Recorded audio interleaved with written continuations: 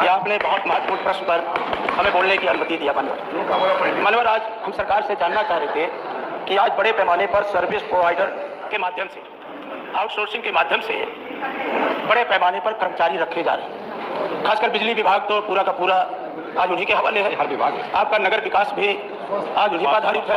स्वास्थ्य विभाग भी, जो बड़े विभाग है, आज आउटसोर्सिंग के माध्यम से कर्मचारी रखे जा रहे हैं।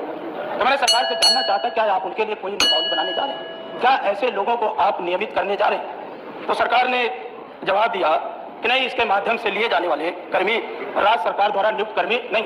तो मैं जानना चाहता हूँ, जब आप सब कुछ पहली बार कर रहे हैं, तो आखिर इतने बड़े पैमाने पर जब इतने बड़े बड़े विभाग हैं और आप सरकारी खजाने से आप इनको पैसा भी देते हैं, तो आखिर सरकार की क्या मजबूरी है कि बेरोजगारों को दर दर भटकना भी पड़ रहा है, उन्हें ठोकरें भी खानी पड़ रही है, और जो उन्हें ट्रेंड होने के बावजूद भी जो कम वेतन मिलता है आउटसोर्सिंग कर्मी, उस पर भी आप कंपनियों को बैठा दिए, एक नया सामान पैदा कर दिए जो उनके ऊपर कमीशन लेने का काम करता है।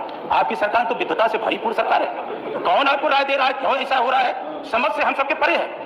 एक तरफ तो आप जो हमें आरक्षण की व्यवस्था दी गई भारत के संविधान के द्वारा, ये सर्विस प्रोवाइडर कंपनियां उसका पालन भी नहीं करती, और जब आप लेन देन से दूसरी कंपनी को मानिए अध्यक्ष मिल जाता है काम, तो हमारा जो कार्यरत कर्मी है उसको आप बेरहमी से बाहर भी कर देते हैं। तो आखिर जब सरकारी खजाने से पैसा दे रहे हैं, तो आखिर इस तरह का माहौल आप क्यों बनाए पड़े, और कमीशन भी ले रहे हैं उनके ऊपर? डॉक्टर लोहिया कहते थे कि इंसान होकर इंसान पर इस तरह का टैक्स, ये पहली बार उत्तर प्रदेश में देखने को मिला है। और इतने योग्य मंत्री के रहते, कम से कम आप संविदा तो करा देते, बिजली मंत्री जी, नगर विकास मंत्री जी संविदा के द्वारा नियुक्ति करा देते, स्वास्थ्य मंत्री तो उप मुख्यमंत्री हैं, वो भी अगर संविदा के माध्यम से करा देते। आप बहुत अच्छे प्रश्न। तो मैं आपसे जानना चाहता हूं कि क्या आप इनका वेतन बढ़ाने का काम करेंगे, क्या इन्हें सुविधाएं देने का काम करेंगे, क्या आप इन्हें नियमित करने के लिए सरकार गंभीरता पूर्वक विचार करेगी? ये मेरे 2-3 प्रश्न हैं, मैं इससे सरकार से स्पष्ट उत्तर उम्मीद चाहता हूँ। डॉक्टर हृदय नारायण सिंह।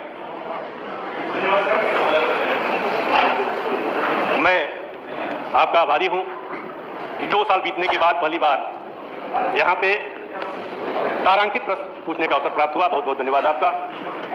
इस लाइन से मैं शुरू करता हूं कि सरकार में नौकरियां बस आंकड़ों का खेल है, झूठे वादों, झूठे नारों से बस। अगर सीधा प्रश्न बताइए। समय समाप्त हो रहा है, बस मैं एक अनुपूरक पूछना चाह रहा हूं कि संविदा कर्मी जो अपने जिले से दूर रहते हैं, एक तो उनकी सैलरी कम है और अपने जिले से दूर रहते हैं, सरकार क्या उनको उनके जिले के करीब या उस जिले में पोस्टिंग करने पे विचार करेगी ताकि कम पैसे में भी उनका खर्च चल सके? अनिल कुमार है? नहीं है। माननीय मंत्री जी उत्तर दीजिए। जी, माननीय संग्राम सिंह जी ने और माननीय पटेल साहब ने जो जिज्ञासा व्यक्त की है मान्यवर, वो हम आपको बता दें कि जहां पर मान्यवर नियमित पद हैं, जहां रेगुलर पोस्ट हैं, वहां पर किसी प्रकार से कोई आउटसोर्सिंग कर्मचारी लगाया नहीं जा रहा है। ये व्यवस्था सरकार दे चुकी है।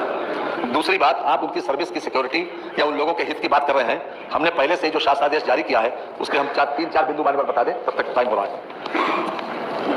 ये जेम पोर्टल से उनका सिलेक्शन हो रहा है मान्यवर। ये 18 सितंबर 2019 का कार्मिक विभाग का शासनादेश है मान्यवर। ये इसमें खासतौर से उन लोगों की सिक्योरिटी के लिए किया जा रहा है जो आउटसोर्सिंग के लिए लगाए जा रहे हैं। आउटसोर्सिंग कर्मियों का चयन केवल सेवा योजना पोर्टल से ही किया जाएगा। एक बार चयनित आउटसोर्स कर्मी को सेवा प्रदाता स्वयं निकाल नहीं सकता है मान्यवर, उसको निकाला नहीं जाएगा। उक्त व्यवस्था लागू होने से पहले कार्यरत आउटसोर्सिंग कर्मियों को निकाला नहीं जाएगा। इसके साथ ही कर्मियों को विलंब से भुगतान किए जाने की स्थिति में क्रेता विभाग द्वारा आउटसोर्सिंग एजेंसी को उपलब्ध कराई गई धनराशि पर 18% ब्याज व पेनाल्टी लगाई जाएगी। ये यहां तक की सिक्योरिटी मान्यवर दी गई। समस्त आउटसोर्सिंग कर्मियों को के पारिश्रमिक का भुगतान उनके ईपीएफ और ईएसआई आदि के मद में कटौती की धनराशि निर्धारित खातों में अनिवार्य रूप से जमा किए जाने में कोई अनियमितता पाए जाने पर विभाग के आहरण और वितरण अधिकारी तथा सेवा प्रदाता का उत्तरदायित्व निर्धारित किया जाएगा। यानी अगर एम्प्लॉयमेंट इंश्योरेंस स्कीम में या जो फंड का व्यवस्था है उसमें अगर किसी प्रकार की कोताही की जाएगी तो उसमें सेवादाता के खिलाफ कार्रवाई करने की व्यवस्था है मान्यवर। और मानदेय भी किसी प्रकार से न्यूनतम मानदेय से कम नहीं होगा, और खासतौर से स्किल और अनस्किल की भी इसमें व्यवस्था दी गई मान्यवर। इसलिए उन लोगों की जीवन यापन की व्यवस्था तो जरूर है, कर रहे हैं, और अभी फिलहाल कोई उनके परमानेंट होने की कोई योजना नहीं है मान्यवर।